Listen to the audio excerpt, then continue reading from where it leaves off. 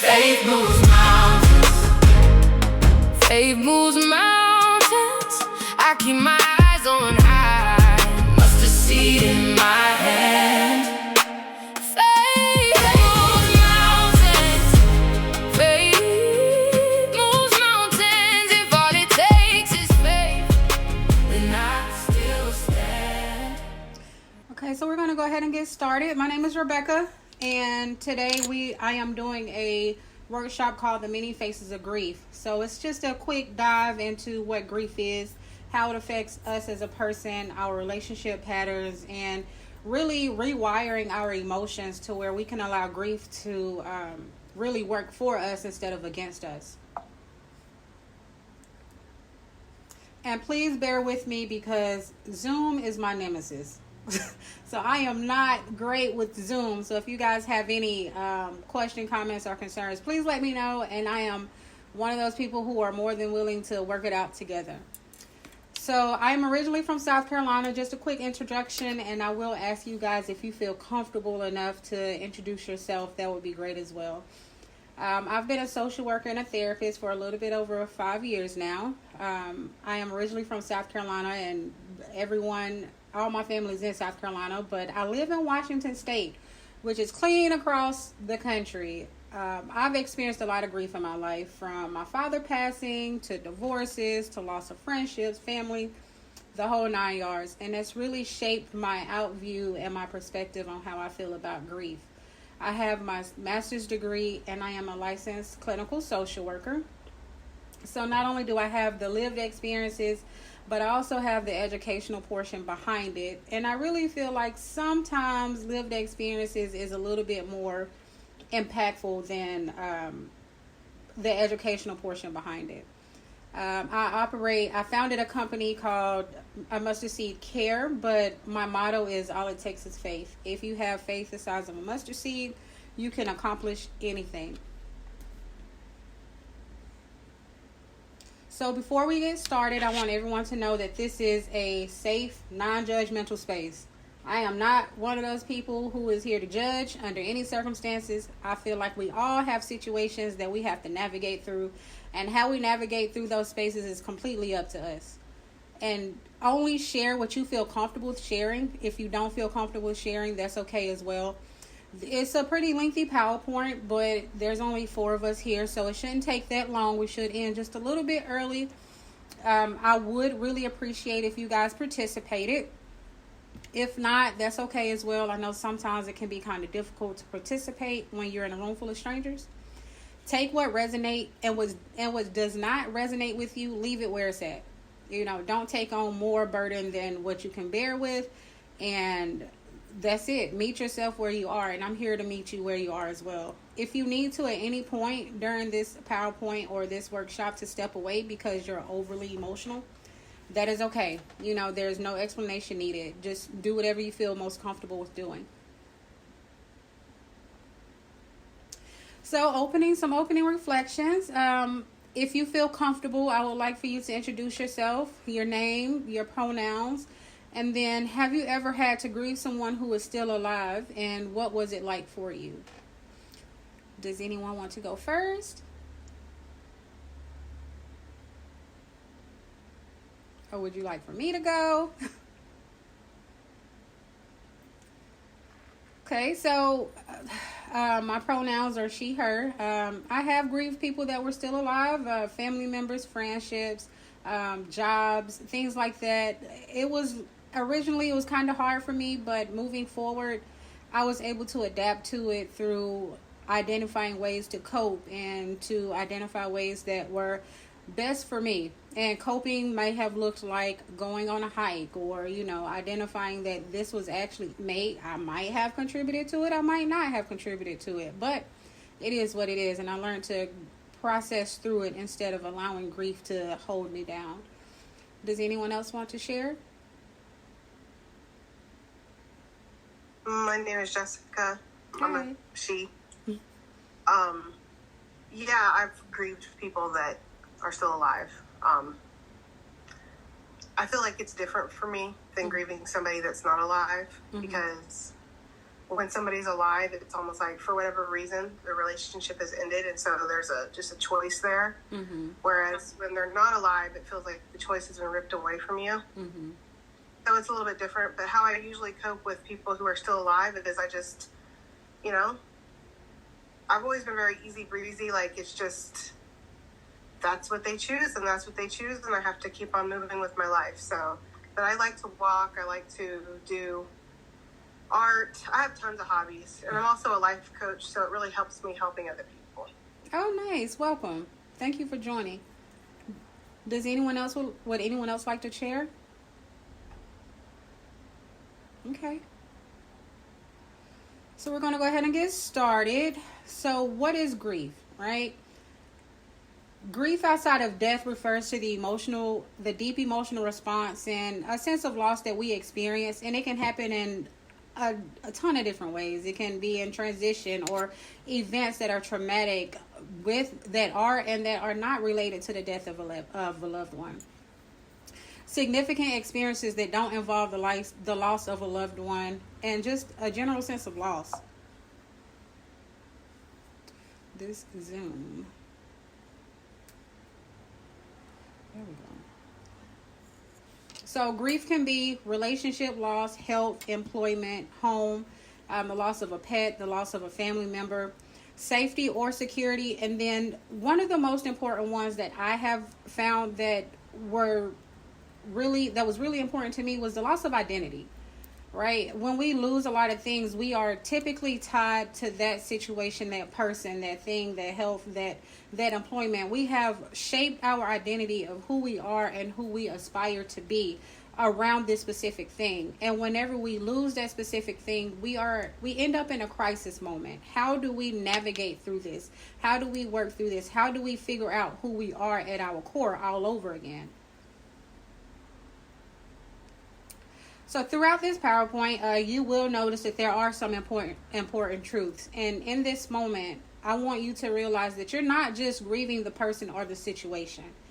You're also grieving the version of life that you imagined. Whenever you are in this situation or you are with people, you often attach the future, the past, and the present associated with these things. And when you lose that person or that situation, that version of what you wanted it to be also is gone. So now you're grieving more than one situation, which is kind of why grief can be the most impactful to your life. So why do we grieve at our core? We grieve because it reflects a connection it reflects the loss of a deep connection. However, it is not a representation that we are weak. It's not a reflection that we are not worthy or that we mean less than what we actually do. When we lose a deep connection and we experience this grief, our brain kind of begins to reorganize itself, and we have to figure out what is a new reality. We are in a new place that we have never been before, and so how do you navigate something new? You have to start at the beginning and figure out kind of how this process goes. Grief teaches us that acknowledging something that we are acknowledging something that has changed, right? It releases the impact instead of suppressing it, and it deepens our awareness of what we value, what we need, and how we want to show up moving forward, not only for ourselves but also for the people that are in our lives. A lot of times we have people, children, family members, pets, jobs, things like that are also impacted by us, grieving life within the situation. Grief isn't just about losing a person. We have the routine that we had. A lot of times, especially when you lose a relationship, you used to wake up and it was like, oh, okay, it's morning, I'm going to go make you coffee. Now you have to redefine how you're going to work through that morning routine. You have to create a new routine. The emotional connection. A lot of times we fluctuate between happiness and love, and then we have to go back to the pain. We have to process through the pain and how we feel about it. Future plans, comfort and familiarity, and safety. Whenever we are in a consistent situation, we become comfortable in that situation. Familiarity is what tends to keep us bound to situations that we know are not healthy, and it gives us a sense of safety, even if it is a toxic situation. Grief can also look like, it's about losing the relationship, and then, of course, employment, home, and parent and pets. So if we are not only grieving the person, the place, or the situation, what are we really missing, right? Am I really missing this person, or of course we are missing the person, but what else am I missing associated with this person? You may be missing how you felt in the situation, who you were in that space, the meaning and the routines, of course, the future you imagine. So I want you guys to take a quick moment, and I want you to think about when you felt grief in that moment. Who was it that you missed? And what did you feel the most when you started to miss them? What do you feel? What don't you feel? Like, what do you miss? What don't you miss? Do you miss them, or do you miss the familiarity of what was brought along with them? Are you comfortable with being uncomfortable? Does being alone scare you? What did this provide to you, and on what level? Did it provide you with security of housing, finances, or did it give you an identity that you didn't imagine you would have, and now you have to create a new identity? Was it a sense of belonging or your future expectations? So I want you guys to take just a few seconds, and I want you to think about the person, place, thing, situation that you missed, and what was associated with it that you missed.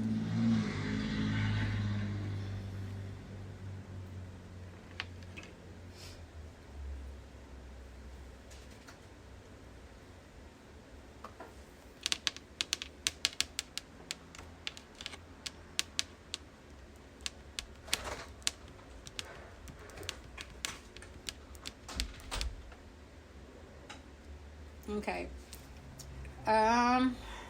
I don't want to pick on you, Jessica, but you're my most interactive right now.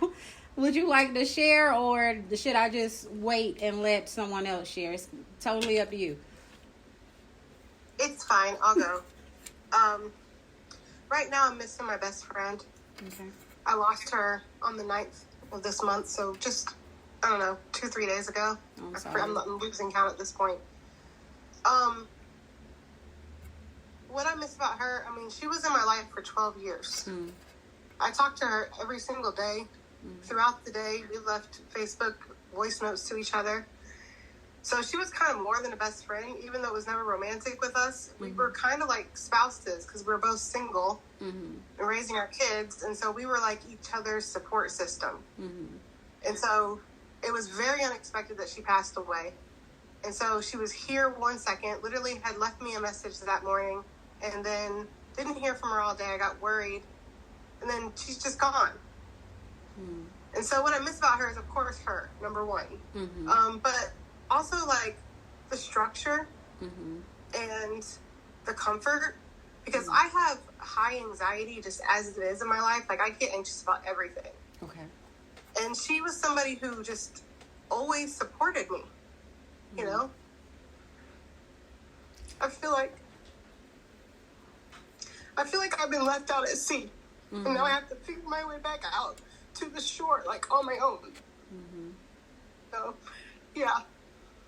I am so sorry that you had to experience that. And that is not something, especially when it's unexpected, that's not something to easily get over or easily to confront. And it's very new and very fresh for you. And I know that you said that it's the structure. And so now you're at a point in your life that you have to find a new structure, a new plan. And I do want you to know, like, grief is not linear. It's going to take some time to pedal back to the shore, so to speak. And do you have anyone else that's in your life that can be a support system? Yeah, I have my sister, and I have a couple friends. I've mostly been a lone wolf my whole life. She was always the one that was like the social butterfly and had all these other friends. So it's just so ironic that I'm the one that has to say goodbye and get stuck here, because I've built my life to be isolated just because of my own stuff that I've always went through. I did get myself back into therapy because I went in and out of it as needed throughout my life. And so I did get myself back in therapy. My first session is tomorrow. And I feel like that's going to help. So I'm trying my best. Aw. Well, thank you so much for sharing. And you got this. At the end, my email will be on there. So if you need to reach out to me for anything, please do. When I say I'm like it might take me a day or two to respond, but I will definitely respond to you. Okay. Does anyone else want to share? Destiny or Zahir? Okay. All right. So Maslow's hierarchy of needs. I don't know if anyone has ever really heard about Maslow. He's this guy, and he was, oh, now it wants to work. Okay, here we go. There we go. So according to Maslow's hierarchy of need, grief will expose what we are really missing, what we go through within relationships or phases of our life.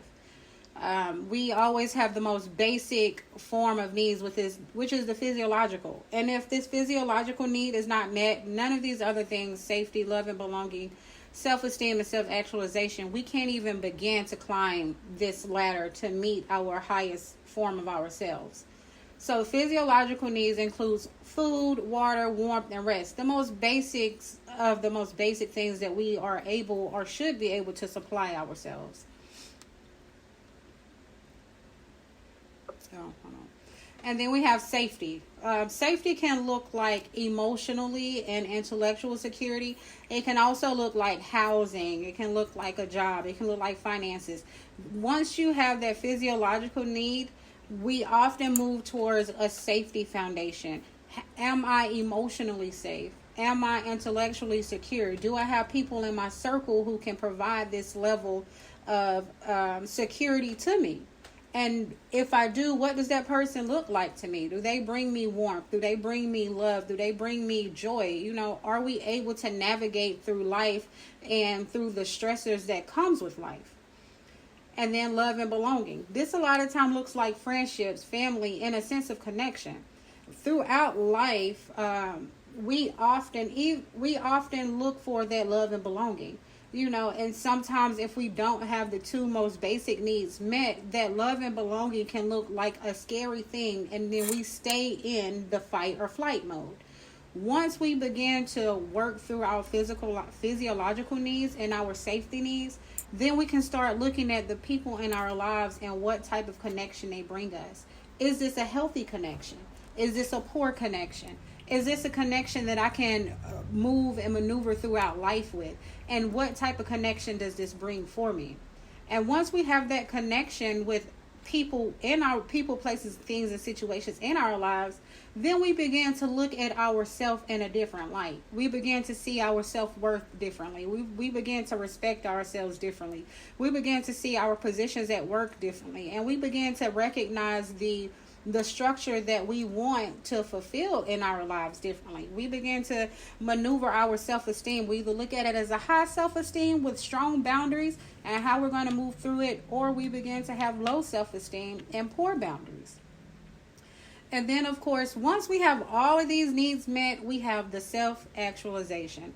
This means that you have everything that you need in your life to have a self-actualization that supports your physiological safety, love and belonging, and self-esteem.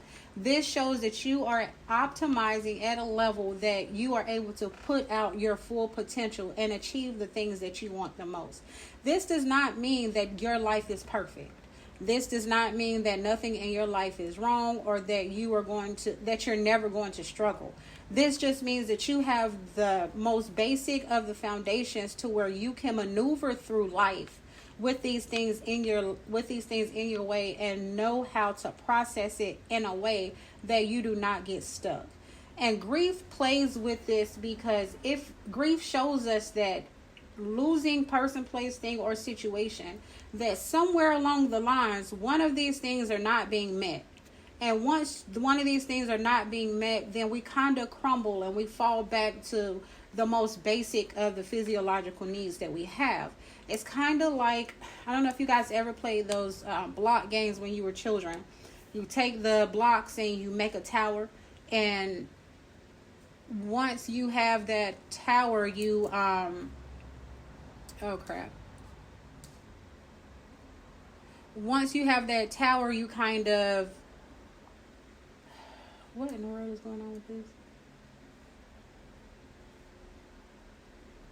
Once you have that tower, that's whenever you are processing through life in a situation and you're able to, once it's moved, everything falls out. Sorry guys, Zoom just did something crazy. I told y'all Zoom is my nemesis.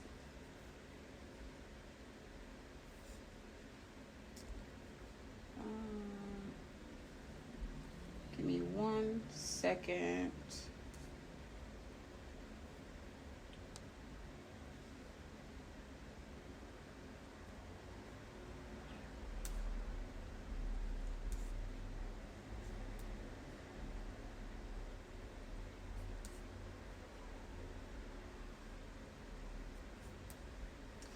Okay, so let me see, go back to this. Can you guys see my screen? Or is it showing me?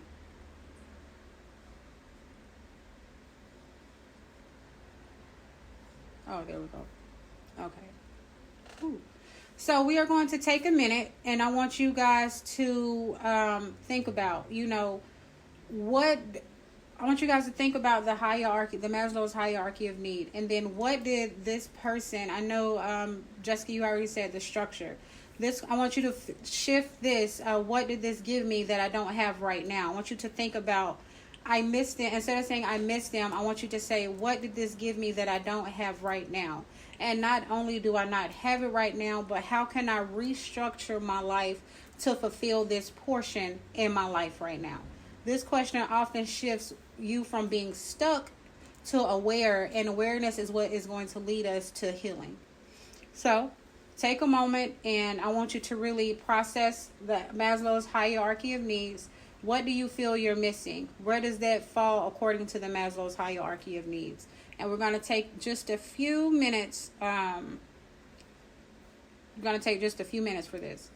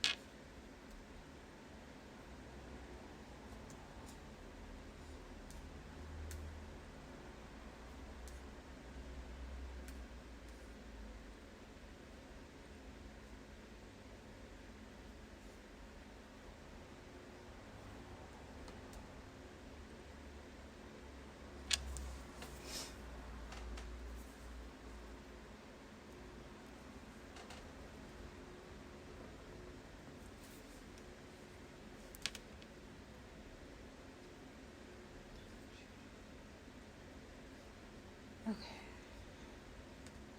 All right. Does anyone want to share? What do you feel like you're missing, and where does that fall according to the Maslow's hierarchy?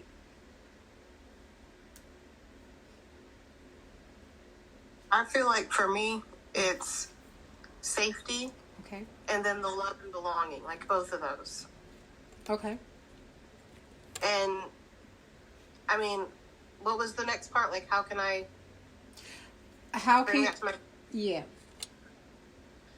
I mean, I think with the safety, it's part of like the structure and the reliability that I felt with her. Like, she was like one of the things I really felt I could count on in this world. So now I just kind of feel like I need to find that within myself and like my own daily habits. Like, we were both on a weight loss journey, so we were both walking every morning, and so I'm just going to continue to walk, going to continue to like, engage in healthy habits, and kind of like put all of the love that I would have been putting into not only myself, but also our friendship, like just put it all into me. And then also like things that I'm doing right now, like joining seminars to help not hide from my feelings, but face them head on and learn about them and just try to heal and grow. So I don't know if there's an easy way to navigate through this moving forward, just other than just trying to do it, you know?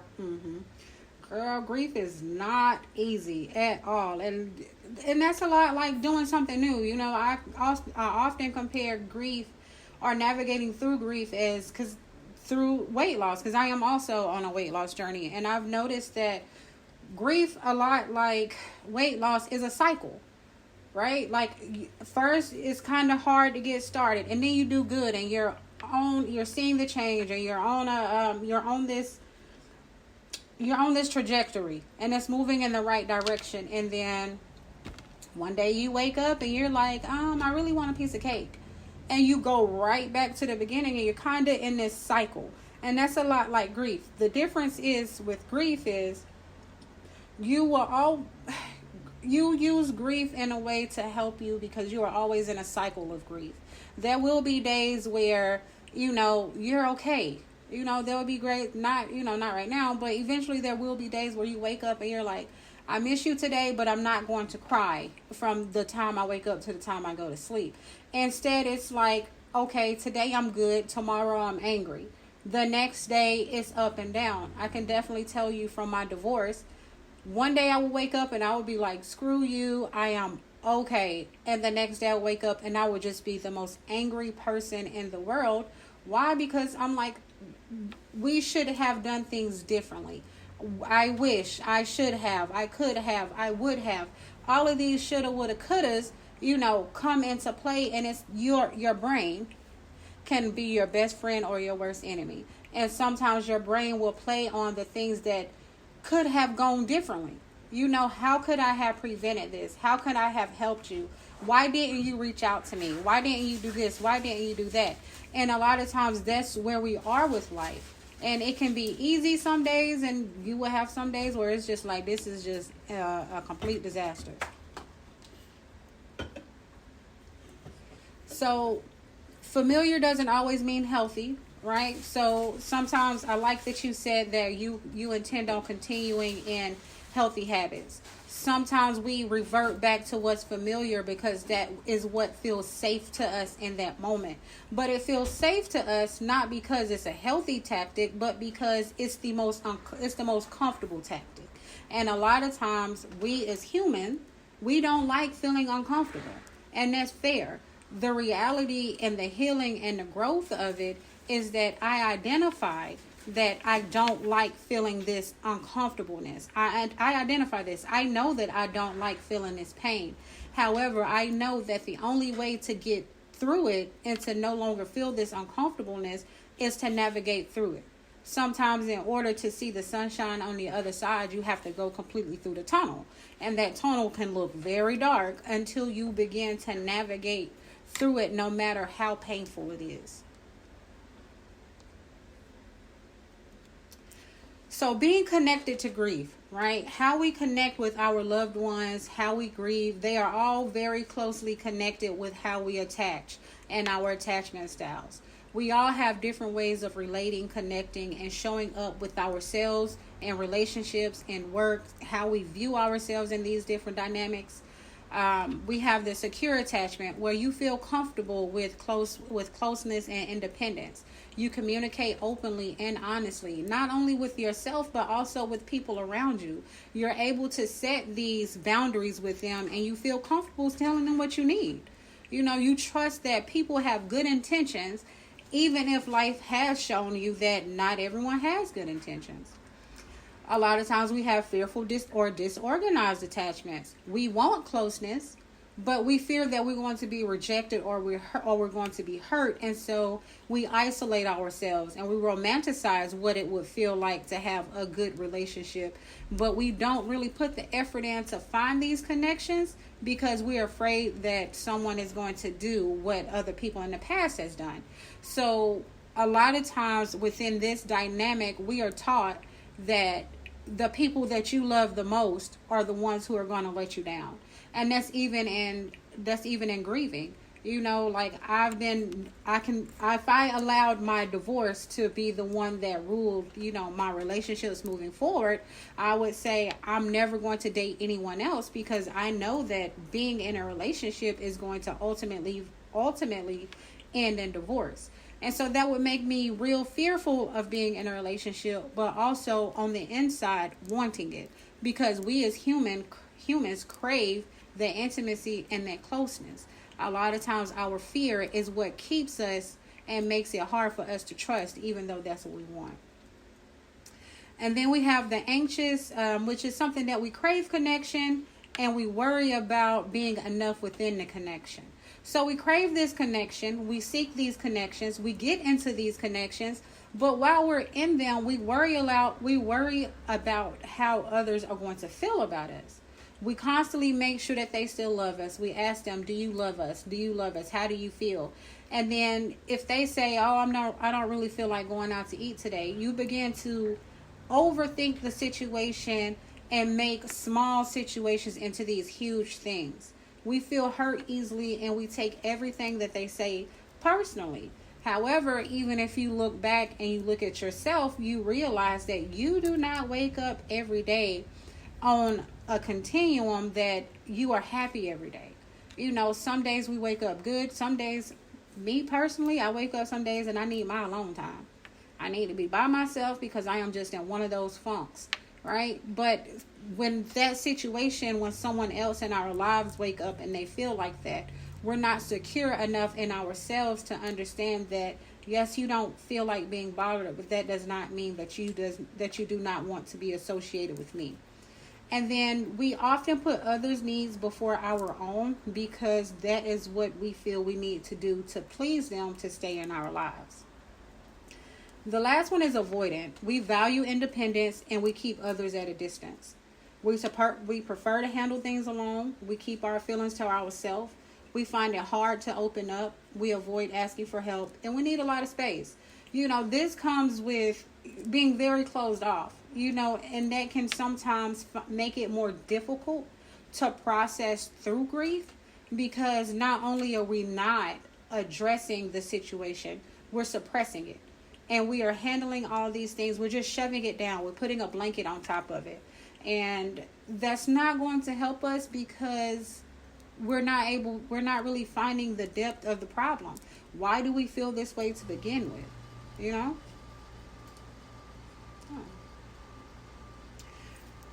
So, being connected to grief doesn't just attach to the person. You know, I've said this plenty of times. It attaches to what they represented. Safety, belonging, identity, and the future. Grief can be a turning point. It can make us pause and reflect. So we can take a second. Why did this loss affect me this deeply? What was I seeking or holding on to in that relationship? And then what felt familiar about this dynamic, even if it did hurt? You know, any one of these questions can be good to reflect on. I know for me, what felt familiar in my divorce, even though I knew the relationship was a little bit toxic and I knew I deserved better, I just knew that it was familiar. And this is something that I struggled with even in childhood. This is how this relationship mimicked my childhood so much that's what felt comfortable for me. The disrespect felt comfortable because that's all I knew. And the divorce ended up being the lesson that I needed so that I could find love within myself. So how do we navigate through this grief? By finding the purpose and the lesson within the grief.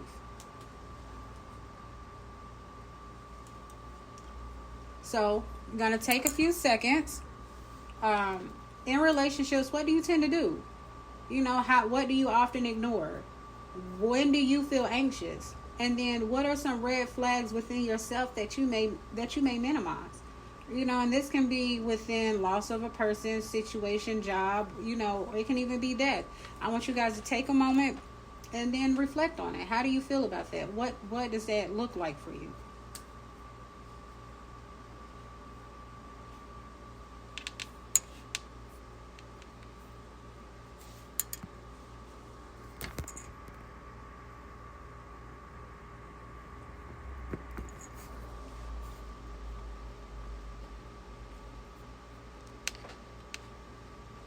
Does anyone want to reflect?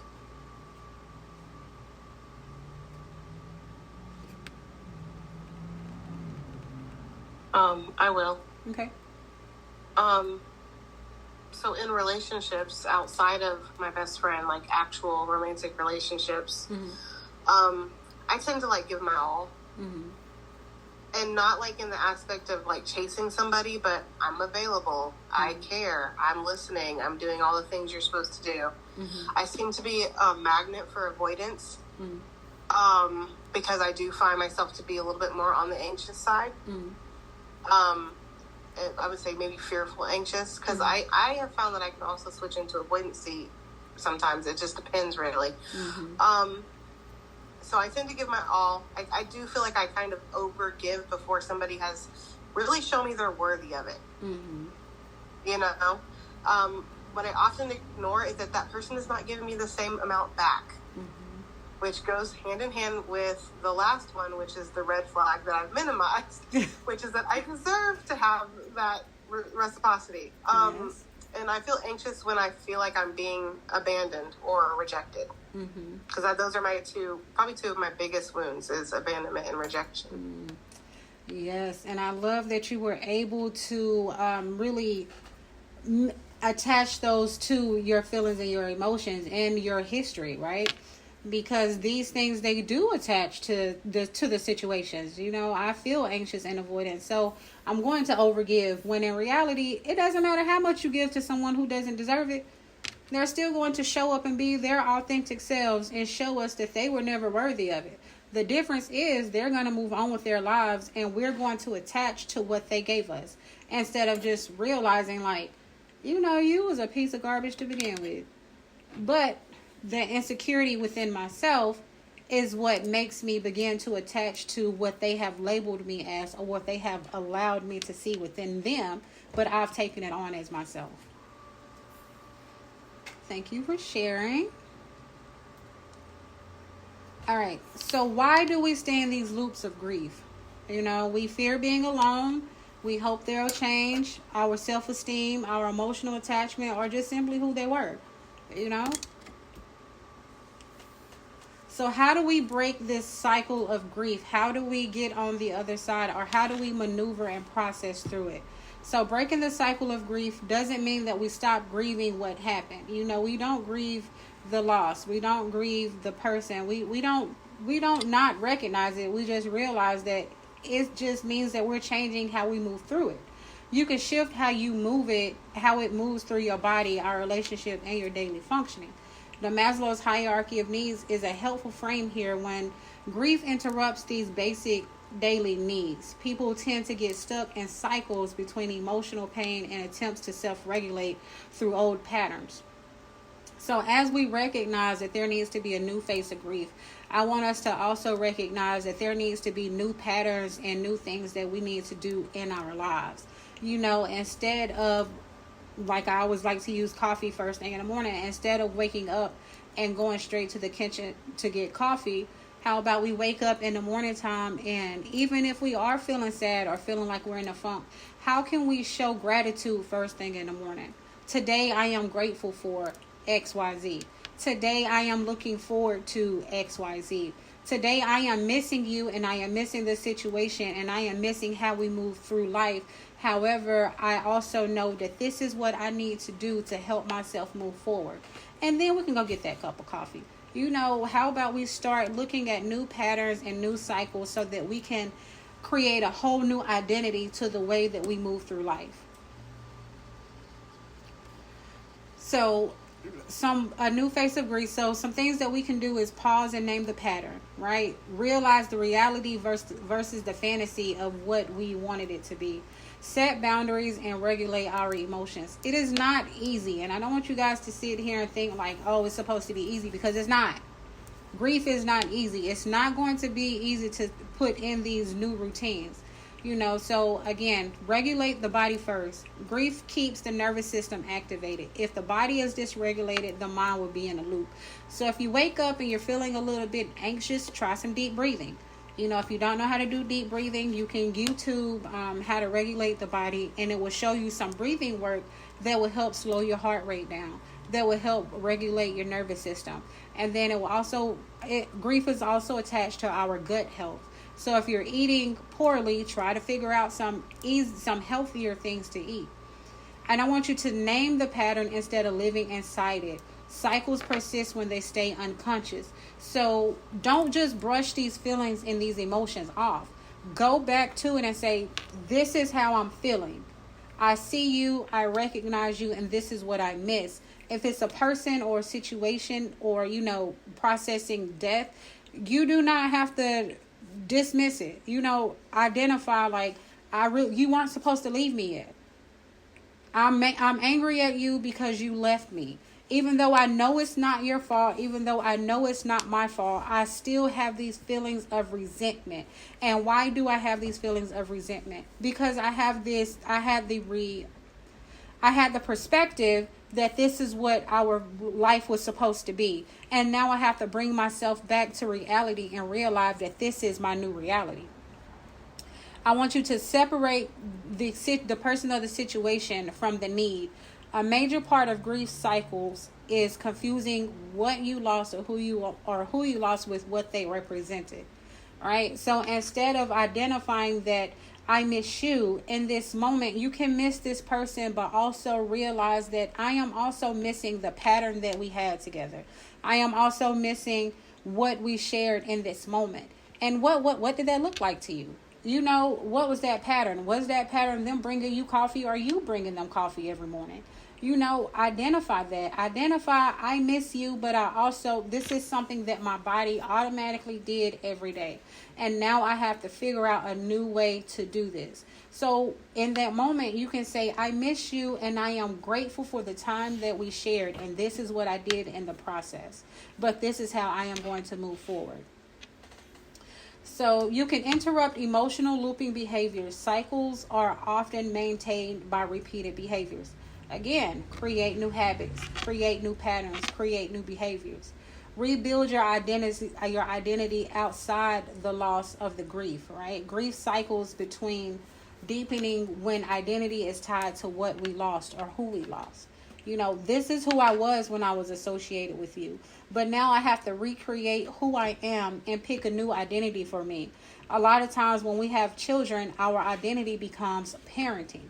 I am a parent. I am a mother. I am a doctor. I am a nurse. I am all these things, XYZ, instead of identifying, no, I am me. I am my own person. And these are the things that I like, instead of saying, this is just solely who I am.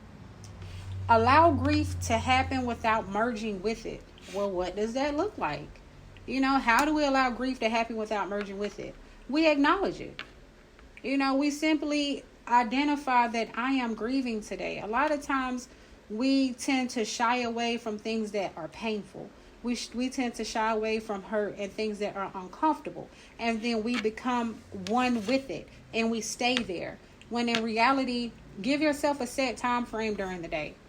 I'm going to give myself 15 to 20 minutes to cry, and I'm going to do the most ugliest cry I can possibly think of, and I am going to process through it. And at the end of that 15 to 20 minutes, I am going to find something to cope and to do something differently. And then move grief through expression, not suppression. Unprocessed grief tends to recycle. Again, acknowledge it. Acknowledge. Like, do not allow it to take over it. A lot of times we suppress it so much that it begins to make us depressed. It begins to become us instead of us being able to take a step back and really acknowledging what it was and how we intend on moving through it. So, molding grief to benefit me. Grief doesn't disappear. It changes forms. Healing is not linear. Feeling okay one day and not the next is normal. It means the loss still matters, but I am also processing through it. The version of me that breaks this cycle, I want you guys to think about, as I'm going through these PowerPoints, I want you to think about the version of you that breaks this cycle. What does that look like? You know, what does the new version of you look like? What does the new version of you processing life without this person, without this thing? What does that look like for you? You know, the next time I think of this situation, what will you do differently? Instead of sitting there and smoldering in it, what will you do to change your perspective, and how do you accept it? You know? And then what do you feel like you deserve? And I want you to think about what are you ready to release? What do you choose moving forward? You can miss them and still choose yourself. By you healing and growing forward does not mean you love them any less. It does not mean you miss them any less. It just means that I am choosing myself to save space for you in a small capacity, while also choosing my own happiness and my own self-worth moving forward. I can miss you and still move on and grow and heal through my life. I often say that we go through a lot of things not because we are intended on keeping it to ourselves, but because we have to teach and we have to help the next person grow through it. So what healing actually is, you don't simply get over grief, you integrate it. They say time heals all wounds. That's a lie. That is a complete and utter lie. Time alone doesn't heal. Processing it does. You know, healing and carrying it. Healing equals carrying it without it controlling you. So time is indefinite. You know, it can be 10, 20, it can be 2 years down the line and you're still not getting over it or healing from it because you haven't taken the time to process through it. So moving forward, you won't be the same person, and that's a part of healing, and that's okay. Avoidance prolongs pain. Facing it softens it. Initially, facing it might be painful and it might be hurtful. But as the time moves on, it begins to soften and you're able to talk about it a little bit more without being affected completely. You heal by remembering without being consumed. You know, I can miss you and I can talk about these things that we went through now with laughter and joy rather than cry and pain. Do we have any questions? Comments, concerns? No, I don't have any questions, but this was amazing. I really enjoyed it. Oh, thank you. It was really helpful. So. Thank you. Thank you so much for that. And I promised you my email. And it's at the bottom. I don't know if you can see it. It's all it takes is faith at outlook.com.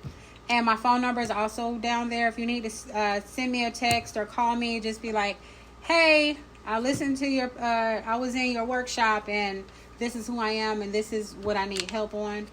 If you at any point you need some more life coaching or more therapy, reach out to me, or even any recommendations. I am more than willing and able to help you through it. Okay? Let me see. All right. Thank you, guys. And we actually ended up 10 minutes. I'm so proud of myself. 10 minutes early because I can talk. We would normally be here a little bit after that. All right. Well, thank you guys. If you need anything, I'll put my email back up here.